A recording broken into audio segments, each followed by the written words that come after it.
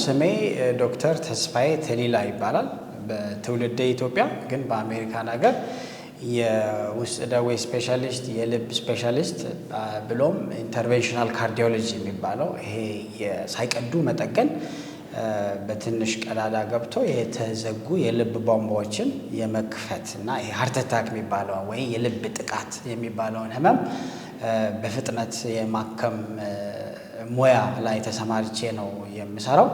የልብ ህመም እንግዲህ እንደሚታወቀው በዓለም ላይ አንደኛው ገዳይ ነው። ወደ 18 ሚሊዮን ህዝብ ያልቃል በልብ ህመም ብቻ እና ከዛ ውስጥ 80% ደግሞ የሚሆነው በትንንሽና መካከለኛ ገቢ ባላቸው እንደ ኢትዮጵያ ባሉ ሀገሮች ላይ ነው የሚከሰተው። የልብ ህመም በአንድ ነገር የሚመጣ ነገር አይደለም። እዚህ አጋላጭ የምንላቸው ነገሮች እንደ ኮሌስትሮል፣ እንደ የደም ግፊት፣ የስኳር በሽታ፣ ክብደት መጨመር፣ ያለ መንቀሳቀስ እና አልፎም ብሎ ደግሞ ከነዚህም የበለጠ በዘር የሚመጣ ህመም ነው። ለዛም ነው ውድ የሚሆነው፣ ለዛም ነው ማከሙም ከባድ የሚሆነው። አንድ ነገር ብቻ ላይ አይደለም መስራት ያለብን፣ ብዙ ነገሮች ላይ ነው በተናጠልም በግሩፕ መስራት ያለብን የልብ ህመምን ለመቆጣጠር። አሁን የሆነ ባለው ሁኔታ ህዝቡ ሳያቅ እንዲቆጠብ እንዲከላከል ማስረዳት ከባድ ነው። አሁን አንቺ ተጠንቀቂ ከዚህ ህመም ስልሽ ከምን እንድትጠነቀቂ ካላወቅሽ ምንም ልትጠነቀቂ አትችይም። በድንገት ሞተ ሲባል ሰው ሰምተሻል። ያ ነው እንግዲህ እየሆነ ያለ። ያልታመመውን ሰው ደግሞ ይሄንን ነው መከላከል ያለብን። ይሄ ነው ኮሌስትሮልህ ማነስ ያለበት፣ ስኳር መታከም ያለበት፣ እንቅስቃሴ ማድረግ ያለበት፣ አበላል መቀየር ያለበት ይሄን ለመከላከል ነው ማለት ነው እንጂ ልብን አሁንም አስቸጋሪ የሚያደርገው ለረዥም ጊዜ ምንም ምልክት ላይኖረው ይችላል። አሁን በቀደም የሰራንለት ልጅ ሲሮጥ ሲጫወት ሲሰራ ነበር ከአንድ ቀን በፊት። የሚቀጥለው ቀን ግን የደም ቧንቧው ተዘጋ።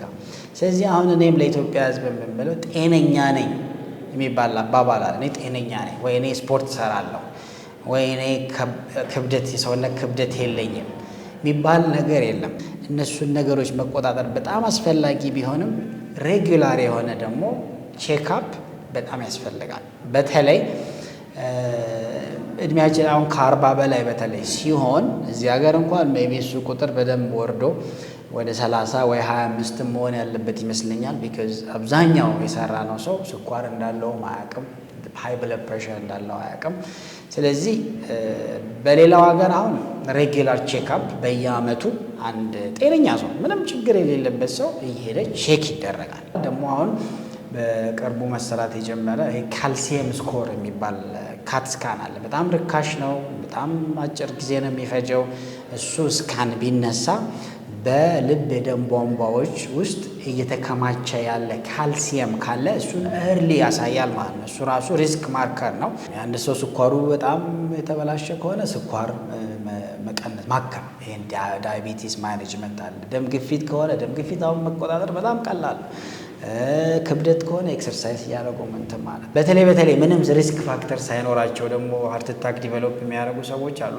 የእነሱ ደግሞ ቤተሰቦች ልጆች ፈርስት ዲግሪ ሬሌቲቭስ ስክሪን መደረግ አለባቸው እና በጣም አስፈላጊ ነው። አንዳንዴ አውቄው ምን አደርገዋለሁ የዚህ ሰርጀሪ እዚህ ሀገር የለም ምናምን የሚባል ነገር አለ። ግን አትሊስት በዚህ ደረጃ አሁን ባለን ደረጃ አይ ቲንክ በጣም አግሬሲቭ ሆነ እነዚህ ነገሮች ኤርሊ ኦን ማወቅ መቻል አለብን። እንደ ኢትዮጵያ ያለ እንደ አፍሪካ አህጉር ትልቁ ርካሹ መከላከል፣ አብዛኛውን ደግሞ መከላከል እንጂ ሁሉንም መከላከል አንችልም። በደንብ ስፖርትም ሰርተሽ ኮሌስትሮልሽም ሎ ሆኖ ስኳርም ሳይኖርብሽ ይሄ ነገር ሊመጣ ይችላል። እሱ ጄኔቲክስ ነው። ሞዲፋያብል ያልሆነ ነን ሞዲፋያብል ሪስክ ፋክተርስ የምንለው ሊሆን ይችላል። እነሱን ግን ብዙ ማድረግ የምንችለው ነገር የለም። ያው ችግሩ ሲፈጠር ግን ሰው እንዳይሞት ማዳን መቻል አለብን። በትክክል ግን ኤምፋሳይዝ ሊደረግ የሚገባው ብዙም በማናውቀው ሁኔታ አፍሪካ ላይ እና ኢትዮጵያ ላይ እነዚህ ሰዎች ሲሞቱ በጣም ወጣት ናቸው። እሱ ነው አሁን በጣም ትልቅ ዳሜጅ እየፈጠረ ያለው ሀገሪቷ ላይ እና አሜሪካ ብትሄጂ ዩሮፕ ብትሄጂ እነዚህ ሰዎች 70 80 60 ሜቢ ግፋ ብል እዚህ 30 እኮ ነው እየሰራ 30 35 40 ምንድን ነው የሚለው ያው መጠናት አለበት።